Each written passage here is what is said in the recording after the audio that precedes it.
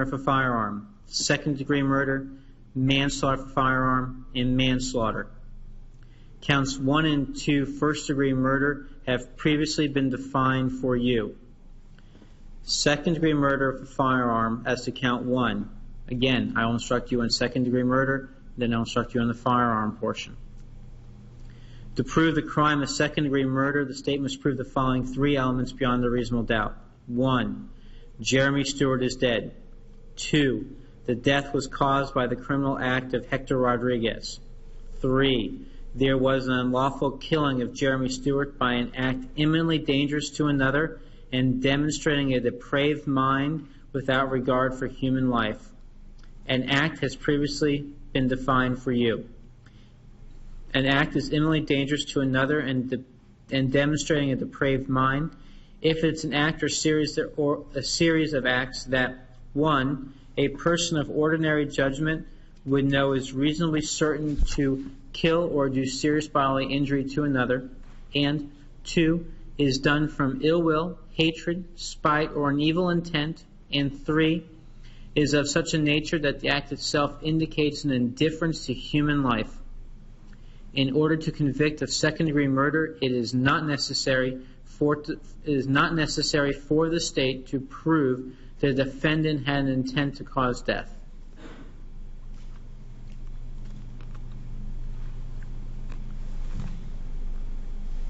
If you find that Hector Rodriguez committed second-degree murder, and you also find beyond a reasonable doubt that during the commission of the crime, he personally carried, displayed, used, threatened to use, or attempted to use a firearm, you should find him guilty of second-degree murder for firearm. A firearm has previously been defined for you. If you find that the defendant committed second-degree murder, but you are not convinced beyond a reasonable doubt that he personally carried, displayed, used, threatened to use, or attempted to use a firearm, then you should find him guilty only of second-degree murder. If you find that Hector Rodriguez committed second-degree murder for firearm, and you also find beyond a reasonable doubt that during the commission of the crime he actually possessed a firearm, you should find the defendant guilty of second-degree murder for a firearm with actual possession of a firearm. If you find that Hector Rodriguez committed second-degree murder for firearm, and you also find beyond a reasonable doubt that during the commission of the crime he discharged a firearm, you should find the defendant guilty of second-degree murder with a firearm with discharge of a firearm. A firearm has previously been defined for you. To actually possess a firearm has previously been defined for you. Manslaughter for firearm as to count one. Again, I will instruct you on manslaughter first, and then I will instruct you on the firearm portion. To prove the crime of manslaughter, the state must prove the following 2 elements beyond a reasonable doubt. 1. Jeremy Stewart is dead. 2. Hector Rodriguez intentionally committed an act or acts that caused the death of Jeremy Stewart. The defendant cannot be guilty of manslaughter by committing a merely negligent act or if the act was either justifiable or excusable homicide. Each of us has a duty to act reasonably towards others. If there's a violation of that duty without any conscious intention to harm, that violation is negligence. The killing of a human being is justifiable homicide and lawful if necessarily done while resisting an attempt to murder or commit a felony upon a defendant or to commit a felony in a dwelling house in which the defendant was at the time of the killing. The killing of a human being is excusable and therefore lawful under any one of the following 3 circumstances. 1.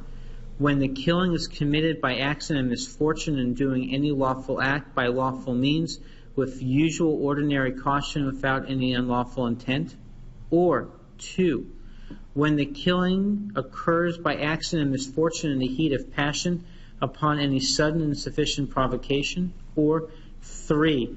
When the killing is committed by accident and misfortune resulting from a sudden combat, if a dangerous weapon is not used and the killing is not done in a cruel or unusual manner.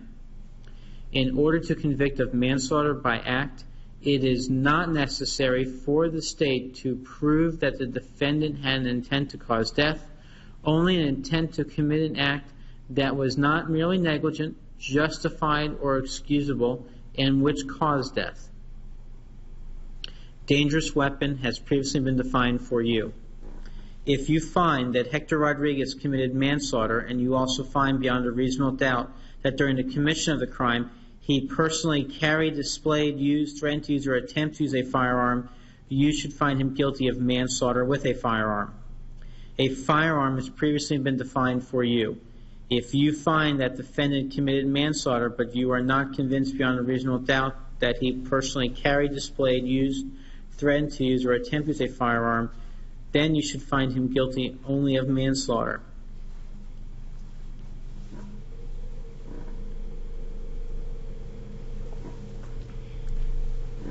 To prove the crime of second-degree murder, this is count 2, second-degree murder for firearm. Again, I'll instruct you on second-degree murder, then the firearm portion. To prove the crime of second-degree murder, the state must prove the following 3 elements beyond a reasonable doubt. 1, Nicholas Prochet is dead. 2, the death was caused by the criminal act of Hector Rodriguez. 3, there was an unlawful killing of Nicholas Prochet by an act imminently dangerous to another and demonstrating a depraved mind without regard for human life. An act has previously been defined for you. An act is imminently dangerous to another and demonstrating a depraved mind has previously been defined for you. In order to convict of second-degree murder, it is not necessary for the state to prove the defendant had an intent to cause death. If you find that Hector Rodriguez committed second-degree murder, and you also find beyond a reasonable doubt that during the commission of the crime he personally carried, displayed, used, threatened to use, or attempt to use a firearm, you should find him guilty of second-degree murder with a firearm. A firearm has previously been defined for you. If you find that the defendant committed second-degree murder, but you are not convinced beyond a reasonable doubt that he personally carried, displayed, used, threatened to use, or attempt to use a firearm, then you should find him guilty only of second-degree murder. If you find that Hector Rodriguez committed second-degree murder with a firearm, and you also find beyond a reasonable doubt that during the commission of the crime he actually possessed a firearm, you should find the defendant guilty of second-degree murder with a firearm of actual possession of a firearm. If you find that Hector Rodriguez committed second-degree murder with a firearm, and you also find beyond a reasonable doubt that during the commission of the crime he discharged a firearm, you should find the defendant guilty of second-degree murder with a firearm with discharge of a firearm. A firearm has previously been defined for you. To actually possess a firearm has previously been defined for you. Manslaughter for firearm, count 2. To prove the crime of manslaughter, the state must prove the following 2 elements beyond a reasonable doubt. Nicholas Prochet is dead. 2, Hector Rodriguez intentionally committed an act or acts that caused the death of Nicholas Prochet. The defendant cannot be guilty of manslaughter by committing a merely negligent act or if the killing was either justifiable or excusable homicide. Each of us has a duty to act reasonably toward others. If there is a violation of that duty without any conscious intention to harm, that violation is negligence. The killing of a human being is justifiable homicide and lawful if necessarily done while resisting an attempt to murder or commit a felony upon the defendant, or to commit a felony in a dwelling house in which the defendant was at the time of the killing. The killing of a human being is excusable and therefore lawful under any one of the following 3 circumstances. 1, when the killing is committed by accident and misfortune in doing any lawful act by lawful means with the usual ordinary caution and without any unlawful intent. Or 2, when the killing occurs by accident and misfortune in the heat of passion upon any sudden and sufficient provocation. Or 3, when the killing is committed by accident and misfortune resulting from a sudden combat, if a dangerous weapon is not used and the killing is not done in a cruel or unusual manner. In order to convict of manslaughter, in order to convict of manslaughter by act, it is not necessary for the state to prove that the defendant had an intent to cause death. Only an intent to commit an act that was not merely negligent, justified, or excusable, and which caused death. Dangerous weapon has previously been defined for you.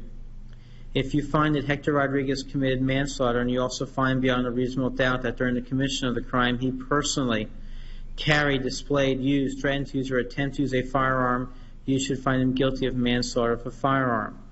A firearm has previously been defined for you. If you find that defendant committed manslaughter, but you are not convinced beyond a reasonable doubt that you are not convinced beyond a reasonable doubt that he personally carried, displayed, used, threatened to use, or attempt to use a firearm, then you should find him guilty only of manslaughter.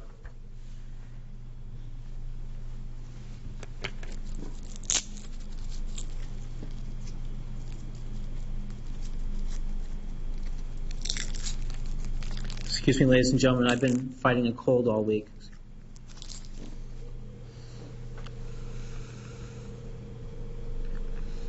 The lesser crimes indicated in the definition of counts 3 and 4, kidnapping with a firearm, are kidnapping, false imprisonment of a firearm, and false imprisonment. Counts 3 and 4, kidnapping, have previously been defined for you. False imprisonment of a firearm, count 3. I will instruct you on false imprisonment first, and then the firearm portion. To prove the crime of false imprisonment, the state must prove the following two elements beyond a reasonable doubt. 1. Hector Rodriguez forcibly, secretly, or by threat confined, abducted, or imprisoned Jeremy Stewart against his will.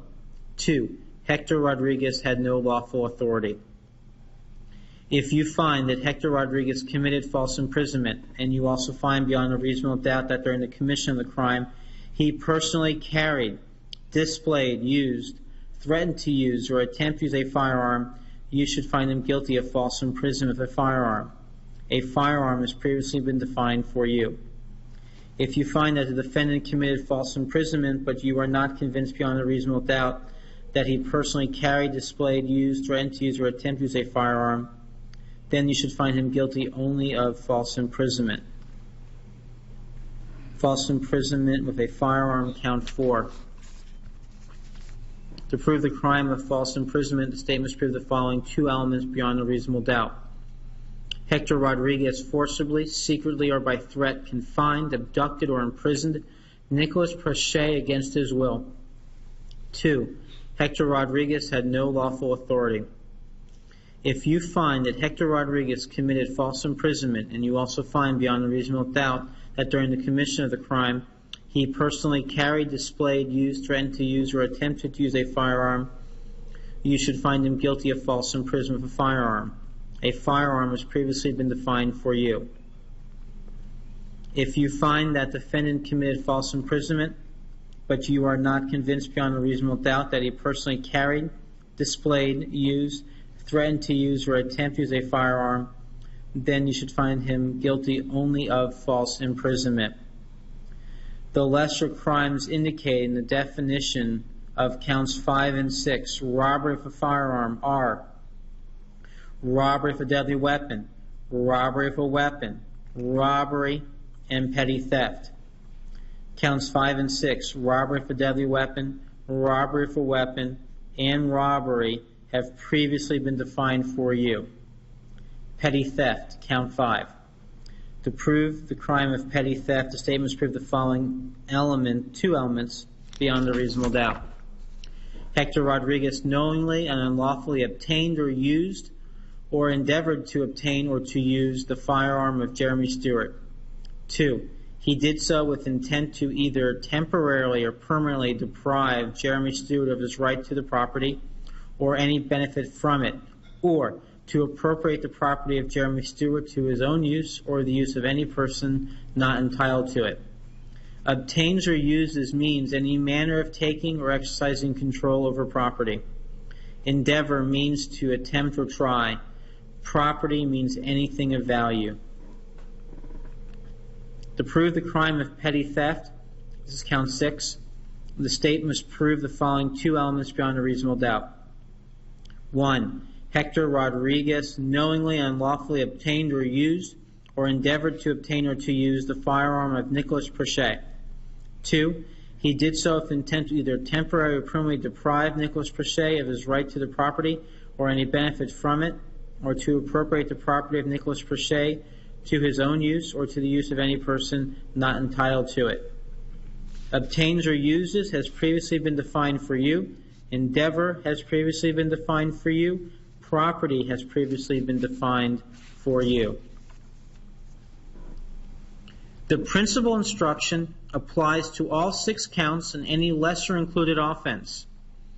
If Hector Rodriguez helped another person or persons commit or attempt to commit a crime, the defendant is a principal and must be treated as if he had done all the things the other person or persons did if 1. Hector Rodriguez had a conscious intent that the criminal act be done, and 2. Hector Rodriguez did some act or said some word which is intended to and which did incite, cause, encourage, assist, or advise the other person or persons to actually commit or attempt to commit the crime. To be a principal, Hector Rodriguez does not have to be present when the crime is committed or attempted.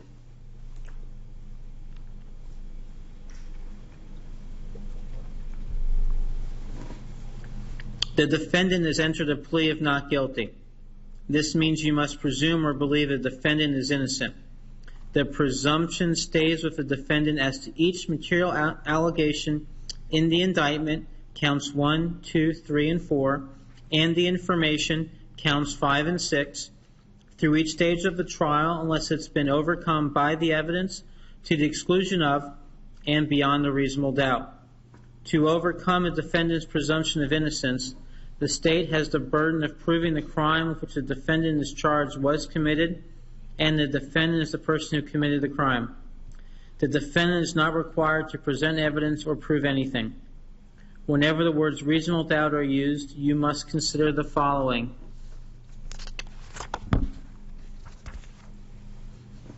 A reasonable doubt is not a mere possible doubt, a speculative, imaginary, or forced doubt.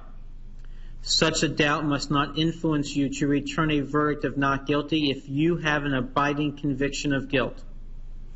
On the other hand, if after carefully considering, comparing, and weighing all the evidence, there is not an abiding conviction of guilt, or if having a conviction is one which is not stable, but one which wavers and vacillates, then the charge is not proved beyond every reasonable doubt, and you must find the defendant not guilty because the doubt is reasonable.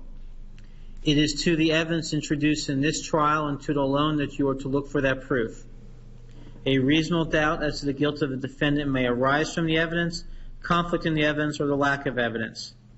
If you have a reasonable doubt, you should find the defendant not guilty. If you have no reasonable doubt, you should find the defendant guilty. It must be proved only to a reasonable certainty that the alleged crime was committed in this county.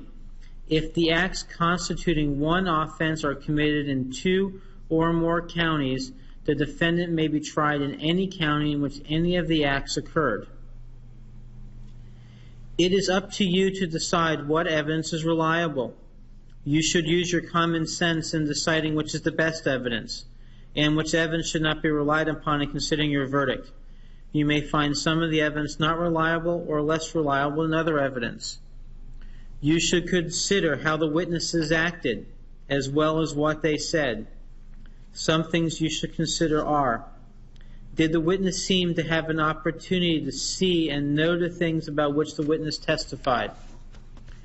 Did the witness seem to have an accurate memory?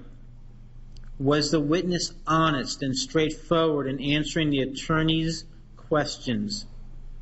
Did the witness have some interest in how the case should be decided? Does the witness's testimony agree with the other testimony and other evidence in the case? Did the witness at some other time make a statement that is inconsistent with the testimony he or she gave in court? Has the witness been convicted of a felony or a misdemeanor involving dishonesty? It is entirely proper for a lawyer to talk to a witness about what testimony the witness would give if called to the courtroom. The witness should not be discredited by talking to a lawyer about his or her testimony. You may rely upon your own conclusion about the witness. A juror may believe or disbelieve all or any part of the evidence or the testimony of any witness. Expert witnesses are like other witnesses with one exception. The law permits an expert witness to give his or her opinion. However, an expert's opinion is only reliable when given on a subject about which you believe him or her to be an expert. Like other witnesses, you may believe or disbelieve all or any part of an expert's testimony.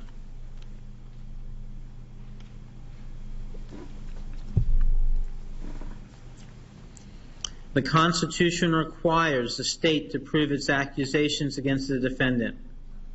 It is not necessary for the defendant to disprove anything, nor is the defendant required to prove his innocence. It is up to the state to prove the defendant's guilt by evidence. The defendant exercised a fundamental right by choosing not to be a witness in this case. You must not view this as an admission of guilt or be influenced in any way by his decision. No juror should ever be concerned that the defendant did or did not take the witness stand to give testimony in the case. These are some general rules that apply to your discussion. You must follow these rules in order to return a lawful verdict. You must follow the law as is set out in these instructions. If you fail to follow the law, your verdict will be a miscarriage of justice. There is no reason for failing to follow the law in this case. All of us are depending upon you to make a wise and legal decision in this matter. This case must be decided only upon the evidence that you have heard from the testimony of the witnesses and have seen in the form of the exhibits and evidence in these instructions. This case must not be decided for or against anyone because you feel sorry for anyone or angry at anyone. Remember, the lawyers are not on trial. Your feelings about them should not influence your decision in this case. Your duty is to determine if the defendant has been proven guilty or not in accord with the law. It is the judge's job to determine a proper sentence if the defendant is found guilty. Whatever verdict you render must be unanimous. That is, each juror must agree to the same verdict. Your verdict should not be influenced by feelings of prejudice, bias, or sympathy. Your verdict must be based on the evidence and the law contained in these instructions. Deciding a verdict is exclusively your job. I cannot participate in that decision in any way. Please disregard anything I may have said or done that made you think I preferred one verdict over another. You may find the defendant guilty as charged in the indictment or the information, or guilty of such lesser included crime as the evidence may justify, or not guilty. If you return a verdict of guilty, it should be for the highest offense which has been proven beyond a reasonable doubt. If you find that no offense has been proven beyond a reasonable doubt, then of course your verdict must be not guilty. Only one verdict must be returned as each crime charged. This verdict must be unanimous. That is, all of you must agree to the same verdict. The verdict must be in writing, and for your convenience, the necessary forms of verdict have been prepared for you. They are as follows. I'm going to stand up so you all can see them. In a couple of minutes, I'll talk about the four-person. I'm going to provide you with a manila envelope for the four-person. When the verdict forms and the special finding forms are completely executed by the four-person, that person will place the verdict forms and the special finding forms inside of this envelope. Please do not come into the courtroom until the verdict form and special finding forms have been secured in the envelope. Additionally, please do not glue it shut. Please just use the metal fastener to secure the verdict forms and special finding forms. They are stapled together. They are in numerical order. Take it apart. It's a 12-page document. The first page will be the count. Second page is special finding. And I'll go 1 all the way through 6. So the count 1 verdict, count 1 special finding. Each page will be signed and dated by the foreperson.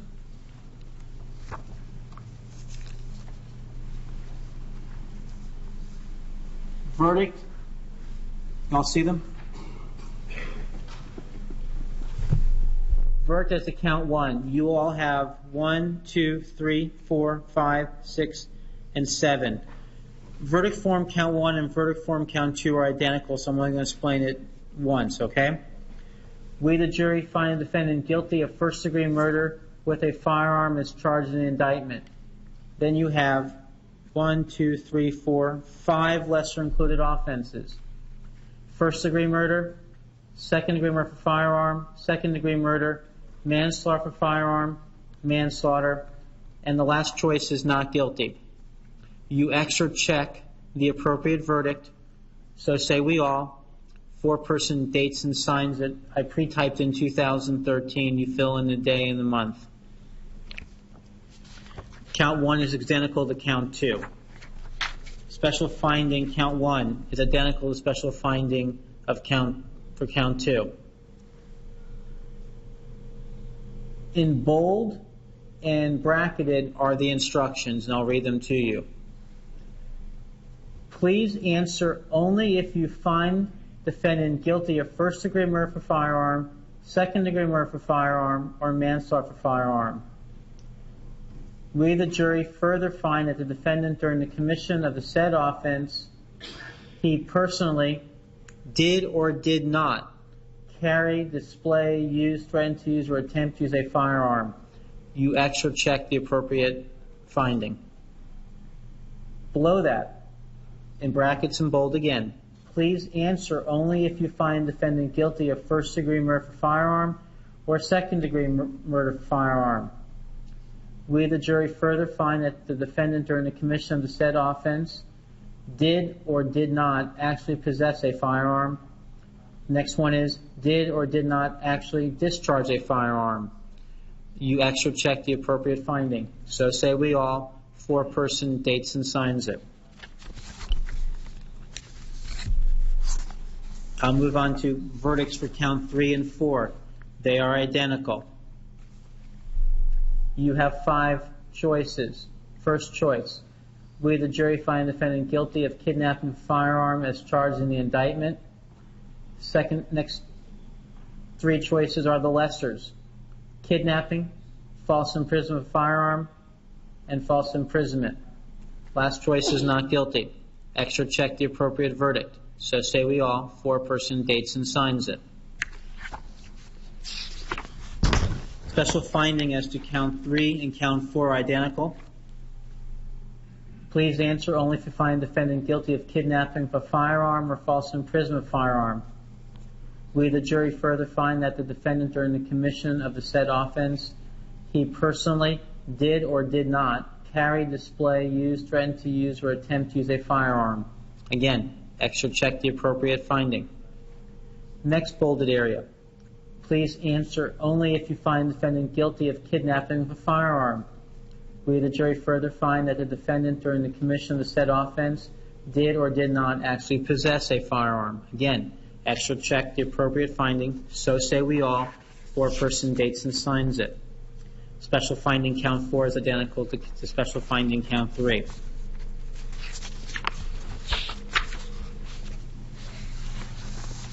Verdict form for count 5 and verdict form for count 6 are identical. Special finding for count 5 and special finding for count 6 are identical. Verdict, you have 2, 4, 6 options. First option, we, the jury, find defendant guilty of robbery with a firearm as charged in the information. Then you have the lessers: robbery for deadly weapon, robbery for weapon, robbery, and petty theft. Last option is not guilty. Extra check your appropriate verdict. So say we all, foreperson dates and signs it. Special finding form for count 5 and count 6 are identical. Please answer only if you find the defendant guilty of robbery for firearm. We, the jury, further find that the defendant, during the commission of the said offense, he personally did or did not carry a firearm. Next one is, did or did not actually possess a firearm. You X or check the appropriate finding. So say we all. Foreperson dates and signs them.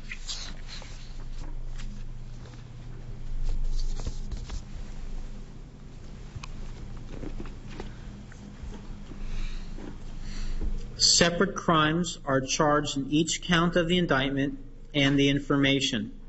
And while they have been tried together, each crime and the evidence applicable to it must be considered separately and a separate verdict returned as to each. A finding of guilty or not guilty as to one crime must not affect your verdict as to the other crimes charged. In just a few moments, you'll be taken to the jury room by the court deputy. The first thing you should do is choose a foreperson who will preside over your deliberations. The foreperson should see to it that your discussions are carried on in an organized way and that everyone has a fair chance to be heard. It is also the foreperson's job to sign and date the verdict form when all of you have agreed on a verdict and to bring the verdict form back to the courtroom when you return. During deliberations, jurors must communicate about the case only with one another and only when all jurors are present in the jury room. You are not to communicate with any person outside the jury about this case. Until you have reached a verdict, you must not talk about this case in person or through the telephone, writing, or electronic communication such as a blog, Twitter, email, text message, or any other means. Do not contact anyone to assist you during deliberations. These communication rules apply until I discharge you at the end of this case. If you become aware of any violations of these instructions or any other instructions I have given in this case, you must tell me by giving a note to the court deputy.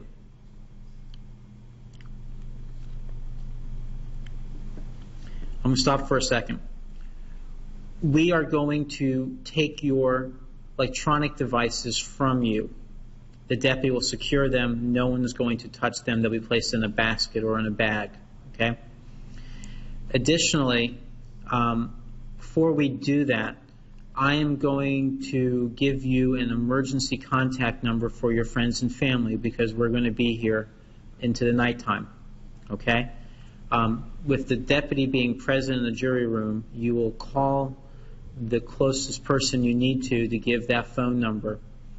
And you will say nothing else other than that phone number, and that is for emergency purposes. That's to our courthouse, which is manned 24 hours a day. Okay? Then a deputy will collect your cell phones from you or electronic devices, and we will keep them secure. If you need to communicate with me, send a note through the court deputy signed by the foreperson. If you have questions, I will talk with the attorneys before I answer, so it may take some time. You may continue your deliberations while you wait for my answer. I will answer any questions if I can in writing or orally here in open court. Your verdict finding defendant either guilty or not guilty must be unanimous. The verdict must be the verdict of each juror as well as of the jury as a whole. During the trial, items were received into evidence as exhibits. You may examine whatever exhibits you think will help you in your deliberations. These exhibits will be sent into the jury room with you when you begin to deliberate. However, if you wish to see exhibits 134, 136, and 137, firearms, and 240, 241, and 242, magazines and live ammunition, please request that in writing. I will stop for a second. The court has produced for you, with the approval of the lawyers in the court, an evidence log. That will go back with you, and it'll be in numerical order 1 through 255. Okay? And this will be for your use to help you look at the evidence. Okay? Next to the number is a short phrase of what that item is, or descriptive item. Additionally, we will send back with you a box of gloves. If you just are comfortable wanting to touch items with gloves on, you're more than welcome to do that. With or without them, that's completely your option.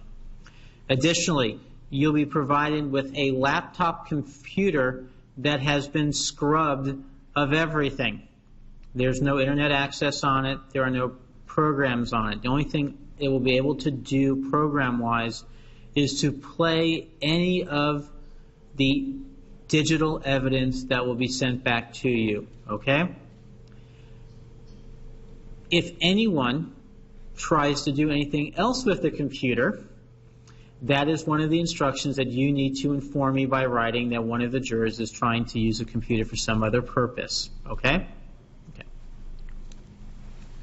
In closing, let me remind you that it is important that you follow the law spelled out in these instructions in deciding your verdict. There are no other laws that apply to this case. Even if you do not like the laws that must be applied, you must use them. For 2 centuries, we have agreed to a constitution and to live by the law. No juror has the right to violate rules we all share. What says the state of Florida as to the instructions as read? Acceptable, Your Honor. Defense as read. Acceptable. Okay. In a couple of seconds, actually right now, will the lawyers approach Madam Clerk, check the jury instructions, evidence log, verdict form, and the municipal envelope to make sure it's empty. One last time to check all the items that have been admitted, the box of gloves, and the computer. Are we sending back scissors as well, State and Defense? Yes. No problem. And scissors will be going back with you as well if you want to open up one of the items if necessary. Okay. Approach lawyers. Juror 16, 15, and 14. Ma'am, and sir, you are actually our alternates. Please remain in the courtroom. I'll have to give you some instructions in a couple of moments. Ma'am, and sir, do you have any items in the jury room? Okay. Will you retire with the deputy? Leave your notepads on your chairs. Get those items and please come back in the courtroom. The other 12 jurors, please remain, and I'll send you back in a couple of seconds. And while they're doing that, the deputies, before all the evidence comes in, the deputies are going to give you your dinner menus, okay? Please complete the dinner menu so when the deputies bring in the evidence, the verdict form, and the jury instructions, and the envelope, and the evidence log, you will give him or her your dinner order, and I will order dinner for you shortly, okay? Dinner takes about an hour, even though it's really across the street, okay? Please be at ease for a couple of seconds.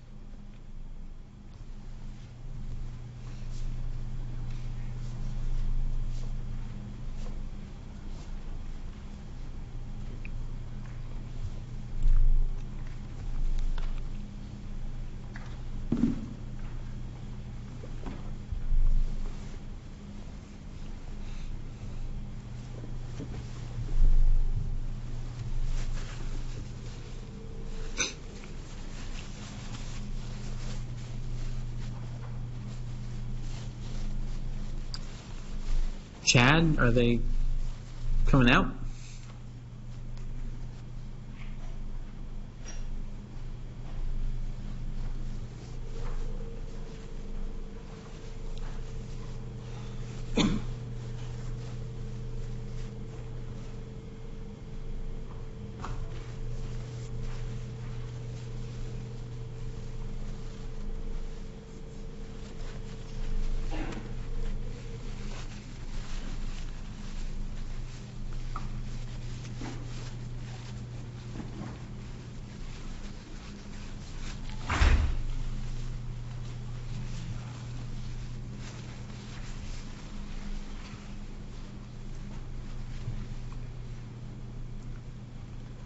Jurors 14, 15, and 16 have returned. Jurors 1, 2, 3, 4, 5, 6, 7, 9, 10, 11, 12, and 13. Please retire with the deputy to the jury room, this time with your notepads. Okay? First thing to do is please fill out the dinner order form, and the lawyers are almost done here getting everything ready to go back to you all. Please retire with the deputies. Thank you.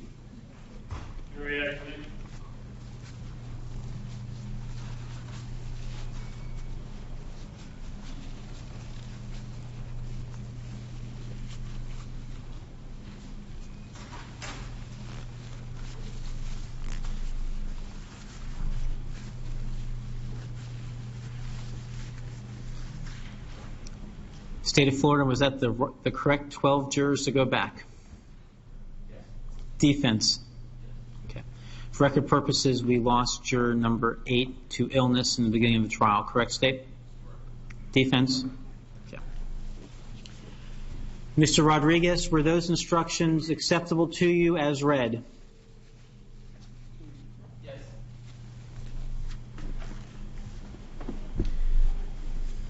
Jurors 14, 15, and 16, the admonitions that I have given you during the trial are now over.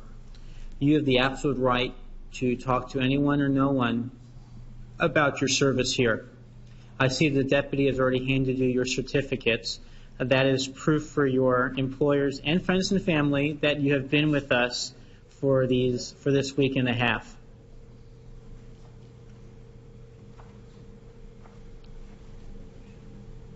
We are all appreciative, the judges in the courthouse and the lawyers and Mr. Rodriguez, that you have taken out of your personal professional time to be with us.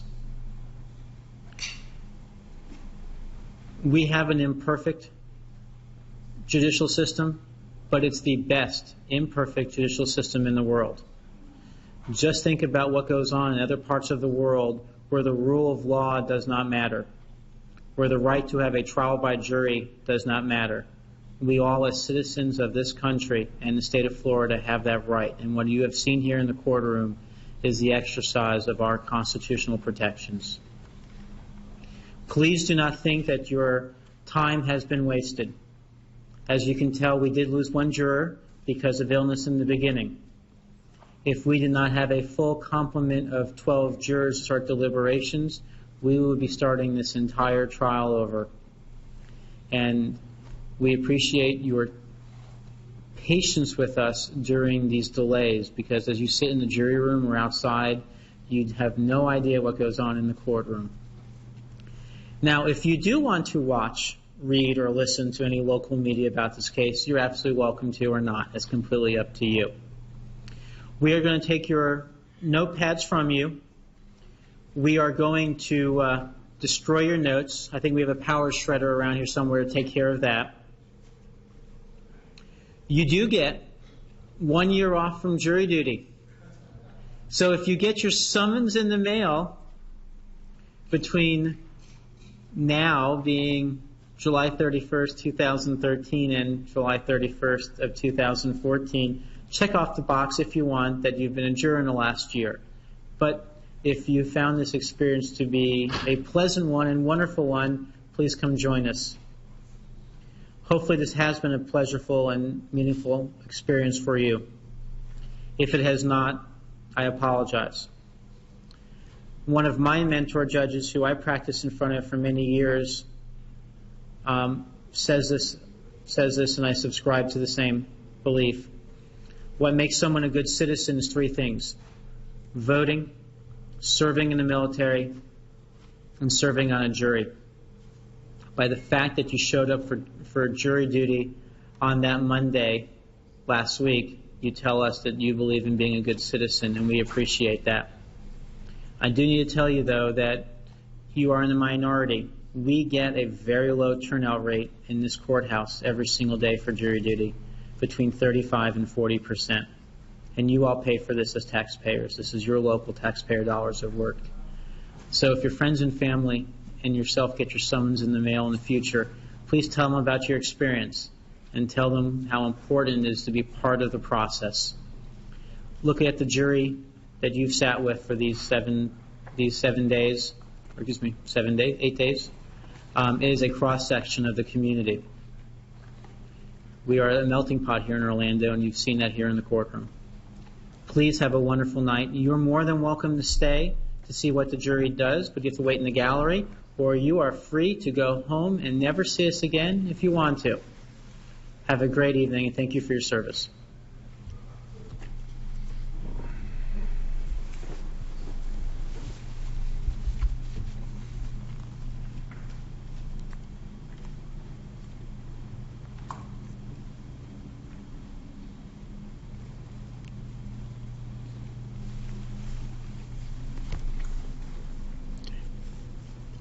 Okay, the alternates have left the well and are leaving the courtroom now. State of Florida, is there? There's one going off, and next minute the whole place is blowing up.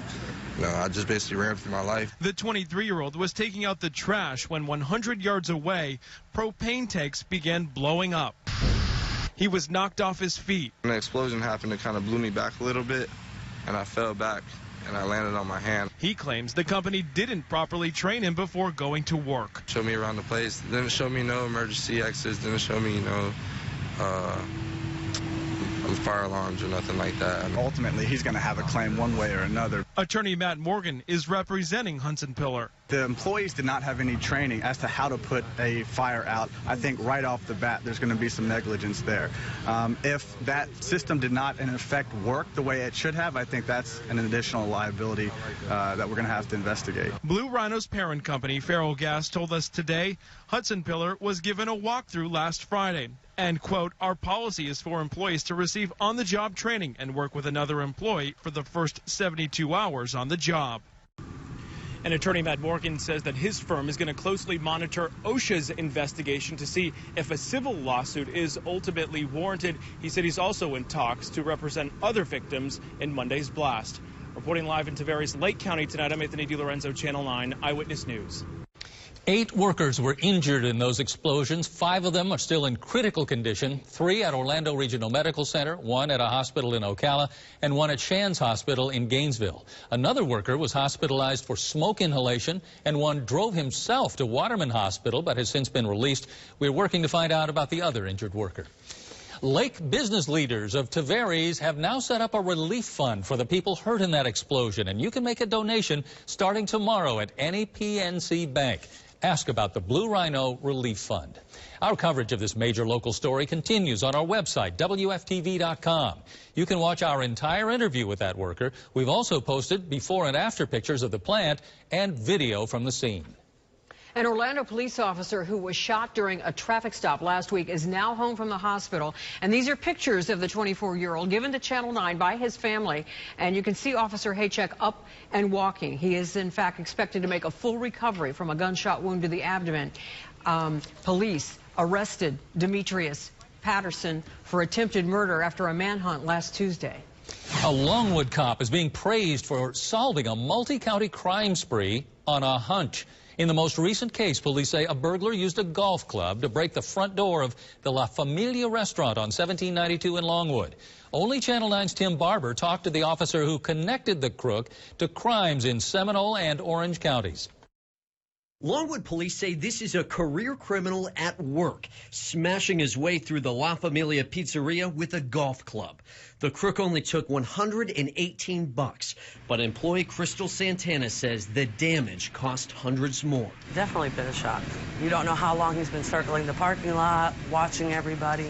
The same night Santana came to take out the trash when she almost tripped over a golf club. That's why I wanted them changed, because you did give them enough time to do what they needed to do. No hicieron ninguna deposición. They didn't do any deposition. Dieron con un witness. No llamaron a los testigos que yo quería que llamaran. They didn't call any of the witnesses that I wanted them to call. Usted no dejó. What witnesses did you ask them to call that they did not call? Tenía mi primo. My cousin. Okay, I don't know what. I have cousins too. Who? Mi primo del cual hablan en el caso. The cousin they talked about in this case. I don't know who that is.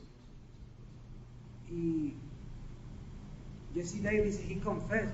Él confesó y dijo que yo no tengo nada que ver con esto y usted no lo dejó que el jurado diera la deposición de él que hizo jurada. Jesse Davis confessed and said I had nothing to do with it, but you didn't allow the jury to see his deposition. The name of the cousin who you asked them to call that they did not call. Sammy Torres. Sammy Torres. Is there any motion that you wanted them to file that they did not file? Bueno, yo no sé mucho de la ley, tendré que averiguar qué es lo que yo quiero hacer después de esto. I don't know much about the law. I would have to figure out what it is I want to do after this. Is there any question you wanted them to ask a witness that they did not ask? Había muchas. Many. I observed you and your lawyers communicating before they turned the witness back over to the state. Is that not true? Yo les dije muchas veces que preguntaran cosas y ellos dicen que no podían preguntar eso, que tú no los dejabas. I would ask them many times to ask them these certain questions, and they would tell me that you were not allowing them to ask those questions. Is there any argument you wanted them to make that they did not make in this case? Me quedaron muchas cosas. Many things were left behind. What arguments did you want them to make that they did not make, sir? Son muchas cosas que se quedaron atrás porque nosotros nunca nos sentamos básicamente a prepararnos a ir por todo el caso. There's many things that were left behind. We never sat down throughout the case to prepare for it.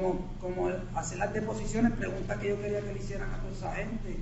To do the depositions, the questions that I wanted to ask of all those people.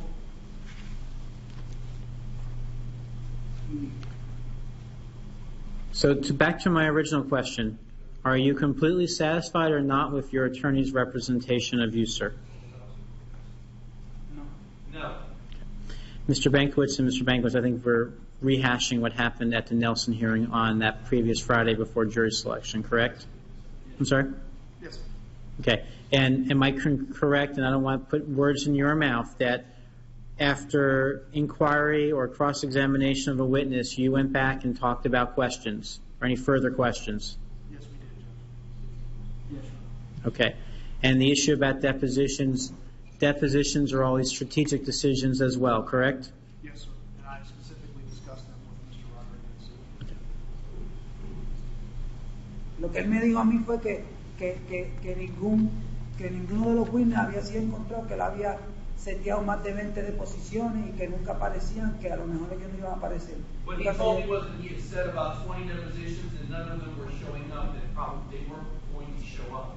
Y cuando llegamos aquí, todo el mundo apareció por esa puerta And then testificando. when we got here, then all of a sudden everyone started showing up, walking through that door.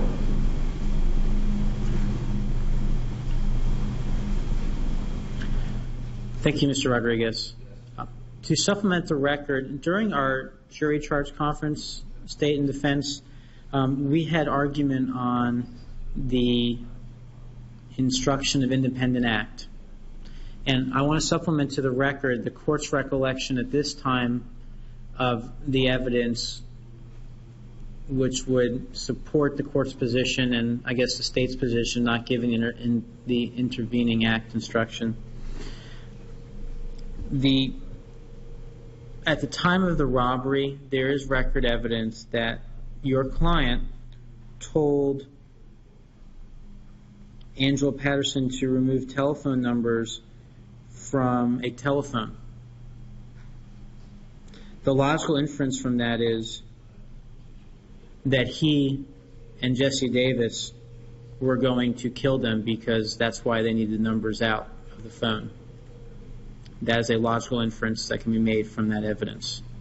And that means that they had the intent that during the commission of the robbery that the murders to take place. And that's a logical inference that the court can make in evaluating whether or not to give the instruction. And the court declined to give that instruction. Does anyone dispute that's the record evidence, state? Defense. Okay. Pero en la deposición de Jesse, él dice que él nunca discutió nada con eso conmigo y que él hizo todo él solo. But Jesse's deposition, he said we didn't talk about any of that, and that he did all that by himself.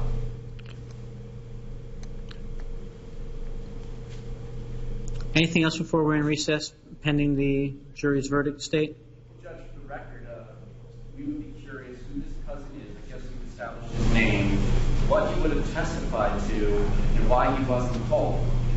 Those are all obvious questions that need to be answered. Well, first it's a Halliburton issue from the state side of the ledger, that failure to call a witness by the defense, the state could have commented on that, and you did not make that request. I'm not saying that for trial issues. I'm saying this for post-conviction. You can't have him asserting that he would have called witnesses. These are things that need to be hammered out now at the trial level. Who this witness was, what he would have said, and why they didn't call him. Mr. Bankowitz, and Mr. Bankowitz, were you aware of this gentleman's name? Yes, sir, Judge. I spoke with Mr. Torres on about 5 occasions and realized what his testimony may be at trial. I discussed with Mr. Rodriguez the fact that I did not believe that that testimony would be helpful to him and, in fact, would rebut what Randy Loader was saying as far as time frames.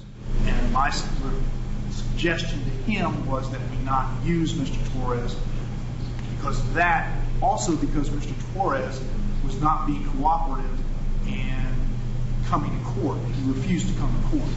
And I discussed that with Mr. Rodriguez, and he said, well, then better not to call him. State, anything else from the defense? It seems clear that the first part of the analysis, before we get to whether or not he would have come and subpoenaed, was there was a strategic decision not to call him. It sounded like one because he would rebut or contradict their defense theory. Would that be accurate, Mr. Bankowitz? Yes, sir. Anything else, State? No, thank you. Okay. Now we are in recess until the jury has a verdict or a question. Thank you. Will the lawyers approach, though, please, on side, off the record?